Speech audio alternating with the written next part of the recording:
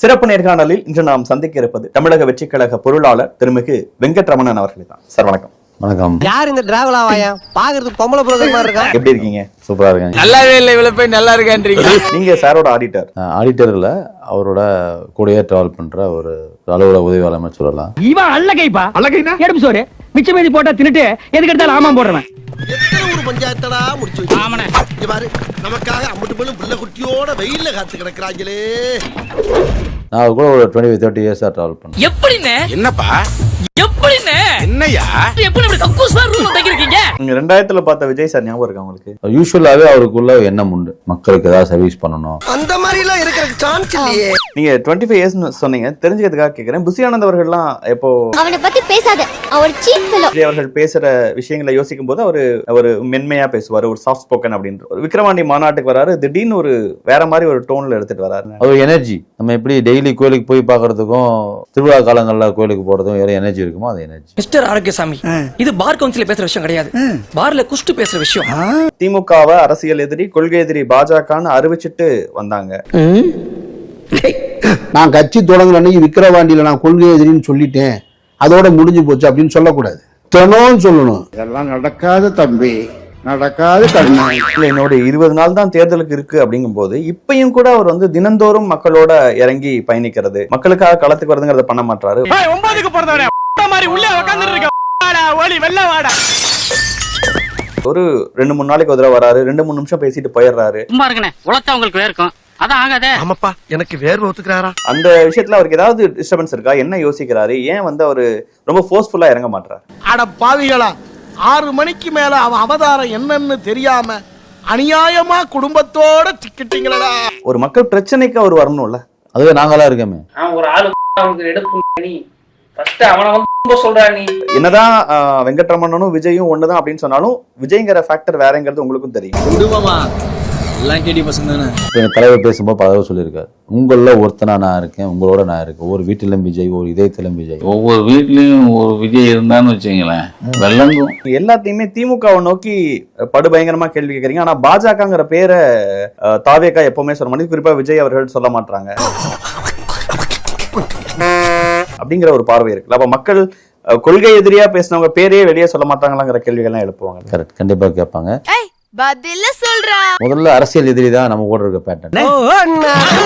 ஸ்கூல்ல தான் மேட்ச் வச்சிருப்போம், ஸ்கூலுக்கு ஒரு டீமுக்கு தான் மேட்சிங். 5 கிளாஸ் இருக்கு, 5 கிளாஸ் தான் ஃபைட்டிங் இருக்கும். ஃபர்ஸ்ட் அரசியல் எதிரி, கொள்கை எதிரியா பாத்து அப்படி தானே. ஸ்கூல் தான் ஃபர்ஸ்ட், அப்புறம் தான் ஸ்டேட் ஃபர்ஸ்ட், அப்புறம் தான் டிஸ்ட்ரிக்ட் ஃபர்ஸ்ட். ஏண்டா தலையா தளபதியான்னு கேட்டா கமல் மாதிரி புரியாமையே பேச. ஃபோக்கஸ்ஃபுல்லா ஸ்டாலின் டிஎம்கே இந்த எலெக்ஷன் அவங்களை எதிர்க்க வேண்டிய எலெக்ஷன் தானே. அப்ப அந்த ஃபோக்கஸ் அங்க நீங்க தாங்க எதுக்குறீங்க, அவங்க உங்களை பத்தி பேசவே இல்லைங்க. மூத்திர சந்தைக்குள்ள எதையாவது பேசுற சின்ன பசங்க கிட்ட போய் சரி சமமா. அதுவே பயத்தோட வெளிப்பாடு. பயமா? உன்னை பார்த்து பயப்படுறது நீ என்ன பெரிய பின்லேனா உடனே புறம்போக்கு. இன்னைக்கு உங்க வேட்பாளர் லிஸ்ட பார்க்கும்போது வெறி வருது சார். எல்லாரும் நிக்க வச்சு சும்மா சுட்டு தள்ளணும் சார். தீய சக்தி திமுக, நாங்க தூய சக்தின்னாங்க. அவங்க கட்சியில் இருக்கிறத பார்த்தாலே, அவங்க வேட்பாளர் பட்டியலை பார்க்கும் பொழுது கிரிமினல் குற்ற வழக்குகள் இருக்கிறவங்க, அல்லது வேற ஏதோ சில தவறான இடத்துல இருக்கவங்க, ஜோசியம் சொல்றவங்க. நல்லா குற்றாலத்துல இருக்க வேண்டியதா இங்க வந்து ஏன் வாங்குறீங்களா?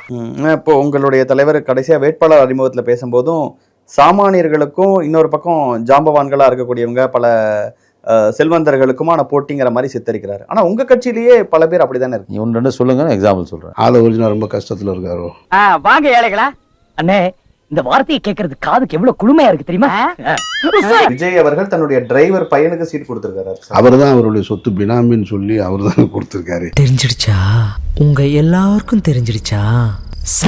பெண்களை பாதுகாப்பது தான் எங்களுடைய நோக்கம்னு சொல்லி தேர்தல் அறிக்கையிலையும் பொதுவெளியிலையும் தொடர்ந்து தாவேகா தலைவர் பேசிக்கிட்டு இருக்கும் பொழுது, ஒரு பெண்ணை கேவலமா கொச்சையா அவ்வளவு அருவருக்கத்தக்க வார்த்தைகள்ல பேசக்கூடிய ஒருத்தர் ஒரு வேட்பாளராக இருக்காரு. அண்ணா, இப்படி பெண்களை பாதுகாக்கிறதுனால தான் அவருக்கு சீட்டு கொடுத்தேன். தாவேகா தலைவர் சொல்றாரு, ஒரு எம்எல்ஏன்னா எப்படி இருக்கணும்னு சொல்லி இன்னைக்கு அதை எடுத்து கட் பண்ணி காப்பாளர்கள். காப்பாளர்கள். இந்த காப்பாளர்கள் இதுக்கு முன்னாடி என்ன காத்தாங்கன்ற கேள்வி இருக்குல்ல. ஊர்ல டிக்கெட் வித்தது, மாமனார் தெரிமணத்தை ஆட்டைய போட்டது, 7 கட்சி தாவி வந்தது, பாலியல் குற்றத்தை முன்னின்று நடத்துறது, சொந்த கட்சியிலேயே போஸ்டிங்க்கு பணம் முடுங்கினது, இந்த மொத்த கோபம். அப்புறம் நீங்க தான் சொன்னீங்க பெண்ணுக்கு முக்கியத்துவம்னு சொல்லிட்டு. அது வேற வாயி. இது நாரவாய். ஒரு ஆண் இடையாளர், பெண் இடையாளர், பெண் இடையாளர், ஆண் எஸ்பி, பெண் எஸ்பி, பெண் எஸ்பிலாம் சொன்னீங்க. பெண் வேட்பாளரா சரிக்கு சரி கொடுக்கலையே. நீ இன்னொரு விஷயம் கேளு, நான் விட்டதெல்லாம் ரீல். எலக்டரல் பாலிடிக்ஸ்ல ஜெயிக்கிறதுக்கு அதெல்லாம் தேவைப்படுதுல்ல.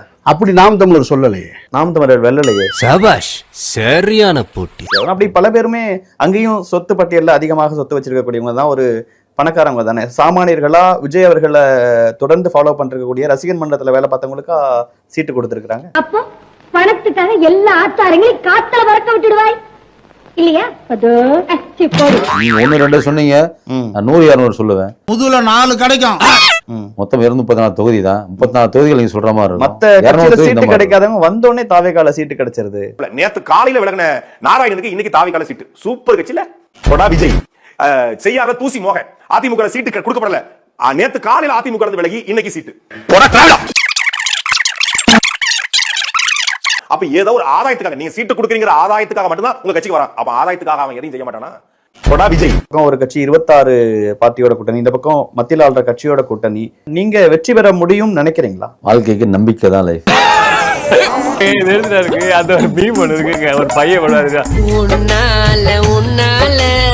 நாங்க கூட்டணி விரும்பி கட்சி ஆரம்பிக்கவில்லை. நாங்க கூட்டணி விரும்பி கட்சி ஆரம்பிக்கவில்லை. நம்ம செயல்பாட்டை நம்பி நம்மளோட சில பேர் வரலாம் இல்லையா? இதெல்லாம் ரொம்ப ரெஸ்பான்ஸா இருக்கும்னு எதிர்பார்த்து பண்ண ஒரு விஷயம். ஆனா எதுவுமே இல்ல. எங்களோட ஒரே தன்மை தான் ஒரு லெட்டர் ஆச்சு, பெண்களுக்கு உண்டான ஆட்சி. இந்த மாதிரி எண்ணங்களோட கொள்கையோட இருக்கிற மக்கள் நம்ம கூட வந்தாங்கன்னா அவங்களுக்கு கூட எங்களோட பயணம் தொடரும். மொத்த சனினா வந்து இந்தியாவில் இறங்கிச்சு. ஆதவர்ஜன் அவர்கள் வெளிப்படையாவே சொன்னாங்க, விடுதலை சிறுத்தைகள் கட்சியா இருக்கலாம், இல்ல வந்து தேமுதிகவா இருக்கலாம், இவங்க எல்லாம் உங்க பக்கம் வருவாங்க, அதற்கான முயற்சிகள்லாம் நீங்க எடுத்தும் எதுவுமே நடக்காம எல்லாருமே திமுக பக்கம் இருக்காங்கன்னா ஒரு கோமாளி பின்னாடி போறதை விட ஒரு ப்ரொஃபஷனல் கூட டிராவல் பண்றது நமக்கு எல்லாம் சேஃப். எலெக்ஷன் வரதுக்கு முன்னாடி ஒரு சிஸ்டம் இருக்கும், எலெக்ஷனுக்கு பின்னாடி ஒரு சிஸ்டம் இருக்கும். எலெக்ஷன் சீசன் வந்த உடனே அவங்க மோட்டோ வேலை என்ன ஆகுது, எனக்கு 2 சீட் கிடைக்குமா, 4 சீட் கிடைக்குமா, 10 கிடைக்குமா, சீட்டு கிடைக்கும் தாண்டி வெற்றி பெறவங்க கூட நிக்கணும்னு நினைப்பாங்க. விஜய் அவர்கள் 2 தொகுதிகள்ல நிக்கிறாரு. ஏன்? இதுக்கு பேர் என்ன தெரியுமா? ஆற்றாமையின் வெளிப்பாடு. சொல்ல போனாக்கா இதுக்கு பேர் அச்சம்னு சொல்லுவாங்க, பயம். தைரியம் இருந்தா ஒரு தொகுதியில நிக்க வேண்டியதானே சீமான் அவர்கள் கேக்குறாங்க. சார் நீங்க மைண்ட் வாய்ஸ் நினைச்சு சத்தமா பேசுறீங்க. இது கிழக்கும் பெரம்பலூரும் சூஸ் பண்ணது காரணம்னா மக்கள் அன்பு ஆதரவு அதிகமா இருக்கிறதுனால அவங்க முழுக்க அவங்களுக்கு இருக்கு, தலைவருக்கு அதிகமா இருக்கு இல்லையா? அவன் நம்மள கலாய்க்கிறான்டா. கூட தெரியல நீங்களே என்ன கலாய்க்கிறீங்க. அவரு எல்லா மக்களாலும் ஏற்றுக்கொள்ளப்பட்ட ஒரு நடிகர். முதல்ல ஒரு சின்ன விஷயம் மாற்றிக்கணும். நடிகர் நேற்று கட்சி ஆரம்பிக்க ஒரு தலைவர் தான் அவர். எங்களுக்கு மட்டும் இல்ல, தமிழ்நாட்டுக்கு மட்டும் இல்ல. எப்ப தலைவரான, எந்த கட்சிக்கு தலைவரான? கட்சியில வேண்டாட்ட நாங்களா எடுத்துக்கிறது. ஓ, நீங்களே நினைச்சா தலைவராகிறீங்க. நிச்சயமா அதை புரிஞ்சுக்க முடியுது. இன்னும் ஜனநாயகன் படம் வரல, அது நடிகர், அதை பார்க்க நாங்களும் வெயிட் பண்ணிருக்கோம். அதனால அது சில காரணங்களுக்காக வெயிட்டிங் இருக்கு, அது வரும்போது பார்ப்போம். என்ன காரணம்னு சொல்ல மாட்டீங்க? அதெல்லாம் ரகசியம், சொல்றதுக்கு இல்ல. பிஜேபின்னு சொன்னீங்கன்னு வச்சுக்கோங்களேன், சந்தோஷமா இருக்கும். அது அப்படி சொல்ல முடியாதுல்ல, நீங்க கேட்கற மாதிரி சொல்ல முடியாதுல்ல. பயப்படலாம் செய்யணும், லேசுவாட்டா கேளுங்க. சொன்னா சொல்லட்டும், சொன்னா விட்டுருவான். மற்ற கட்சிகள்ல வேணா வேட்பாளர்கள் வந்து சாதி பேஸ்டா இருப்பாங்க. நம்ம தமிழ் வெற்றி கழகத்தை பொறுத்து அந்த மாதிரி சாதிகள் கிடையாது. ஜெகநாத் மிஸ்ரா நான் ஜாதிக்காரன், நான் ஜாதி வெறியன். இப்படிதான் ஜாதிக்கு எதிராக குரல் கொடுக்கணும். சூப்பர்ண்ணே. தனித்துவ வேட்பாளர்களை சாதி மதம் பார்த்து நிப்பாட்டல. எஸ், சந்தேகமே இல்ல. எஸ்சி நாங்க ஏத்துக்க மாட்டோம், பிசி எம்பிசிக்கு மட்டும் தான் நாங்க பவர் கொடுப்போம். அந்த ஒண்ணு இல்ல, அந்த லிஸ்ட் அவர் எழுதிக்கிறாரு, அது எதுவும் பார்க்க சொல்லுங்க. எல்லாமே பிசி எம்பிசி. தமிழக வெற்றி கழகத்தில் சாதி பார்த்து தங்களை புறக்கணிப்பதாக ஆதங்கத்தை கொட்டியவருக்கு அடுத்த நொடியே பதவி வழங்கினாலும் கூட இதே மாதிரி பல ஆதங்க குரல்கள் வெளியவே தெரியாமலேயே இருப்பதாக கூறப்படுகிறது. இந்த பொழப்புக்கு 4 பேர் பொழைக்கிற மாதிரி கிகோலோ பையா அப்படின்னு சொல்லி உங்களுக்கு வாய்ஸ் ஓவர் கேட்கலையா சார்? தாவேகா சென்னையை ஃபோக்கஸ் பண்ணி முக்கியமான தாவேகாவின் நிர்வாகிகளை இறக்குனதுக்கான காரணம் அது வெயிலுக்கு வெளியே போக முடியாதுன்றதுனால கூட இருந்திருக்கலாம். நமக்கு வெயில் ஒத்துக்காது, நான் உள்ளே இருக்கேன். விஜய் நாங்கெல்லாம் சென்னையில் தான் இருக்கோம். இங்க சென்னையில் இருக்கிறனால இங்கேயே மக்களுக்கு சர்வீஸ் பண்ணுங்கிறதுனால எல்லாரும் இங்க சூஸ் பண்ணிருக்கோம். இதெல்லாம் புயல் காத்துல உட்காந்து எவனா பொறி சாப்பிடுவான், அவங்கிட்ட போய் சொல்றான். விஜய் அவர்களோட 25 வருஷத்துக்கு மேல இருந்தாருங்கிறத தாண்டி மக்களுக்காக வெங்கட்ரமணன் அவர்கள் என்ன செஞ்சாரு? ஒண்ணும் பண்ணல. மக்கள் சர்வீஸ் பண்ணிருக்கோம். கணக்கு பார்த்திருக்க முடியாது, லிஸ்ட் எடுத்திருக்க முடியாது, இப்படி களத்துல இருந்திருக்கும். உனக்கு அதப்பா புரட்டிடுவானுங்க. ஏன்னா நீ ஓடிடுவ, நான் தாத்தா மாட்டுவேன். ஆதவர்ஜன் அதான் சார் பேசுறாரு. தைரியம் இருந்தாலும் சொடக்கு போட்டு சொல்றாரு. உதயநிதி அவர்கள் முடிஞ்சா வில்லிவாக்கம் தொகுதியில வந்து நில்லுங்கிறாரு. எவ்வளவு அடிச்சாலும் திருந்த மாட்டியா இல்லை சார், அவரையே சார் வில்லிவாக்கத்துக்கு கூப்பிட்டுருக்கணும். இவர் நேரம் போய் சேப்பாக்கத்துக்கு போயிருக்க வேண்டியது சார். ஏன் செருப்படி வாங்கவா? விஜய் குளத்தூர்ல போட வேண்டியது சார். கடைசியா நீங்க தானே சார் போட்டீங்க. அசம்பிளிக்குள்ள ஸ்டாலினும் வரணும்னு நினைச்சிருப்பாரு. கோவம் வரா மாதிரி காமெடி பண்ணதான் உனக்கு பல தடவை சொல்லியிருக்கிறேன். இப்பயும் பாதுகாப்புல குறைபாடு. நேத்து மீட்டிங்ல வந்து சோடா பாட்டில் வீசியிருக்காங்க, பெண்கள் மேல காயம் ஏற்படுத்தியிருக்காங்க. அது நம்புற மாதிரி இருக்கு உங்களுக்கு. அவரே கொண்டு வைப்பாராம், அவரே எடுப்பாராம், பழி எங்க மேல போடுவார். என்ன சொன்னாரு? கலங்க பேசினார். சாதியினால் என்னுடைய அம்மா கொலை செய்யப்பட்டார். அப்பொழுதுதான் அம்பேத்கரை உள்வாங்கினேன், பெரியாரை உள்வாங்கினேன். இவரை நம்பாதீங்க, இது சாதாரணமான ஆள் இல்ல, பெரிய நடிகர். நீங்க இப்பவும் மக்களுக்கு என்ன பேசுறேன்னு சொல்லாம நீங்க வந்து என்ன பேசுறீங்கன்னா ஸ்டாலின் ஸ்டாலின் ஸ்டாலின் சொல்லிக்கிட்டே இருக்கீங்களே தவிர நீங்க என்ன செய்ய போறீங்க?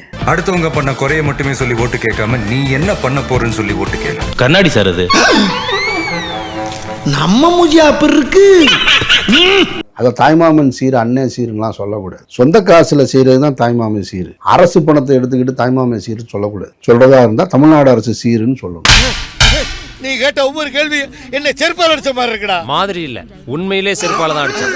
மேலாபத்து மக்களுக்காக சேவை செய்யறதுக்காக வந்திருக்கேன். பார்த்து இன்னைக்கு அடிக்கிற அடியில மூஞ்சி முகரையெல்லாம் பஞ்சராயிரும். நான் எம்எல்ஏ ஆகுறதுங்கிறது உங்களோட ஒரு வீட்டில் ஒரு உறுப்பினர் எம்எல்ஏ ஆன மாதிரி கணக்கு. உங்களுக்கு சேவை செய்ய ஒரு சந்தர்ப்பத்தை கொடுங்க, ரிசல்ட் சின்னத்துக்கு ஓட்டு போடுங்க.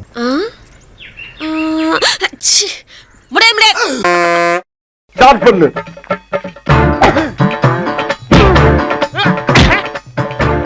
இங்கிட்டு வா. அப்படியா படைக்கலடி மண்டையில மட்டும் அடிச்சிடாத, குலக்கேசல் உள்ள போயிருவேன். சரியா? உங்க வீட்டு பிள்ளையா நினைச்சு எல்லாரும் என்னை மன்னிச்சிருக்க.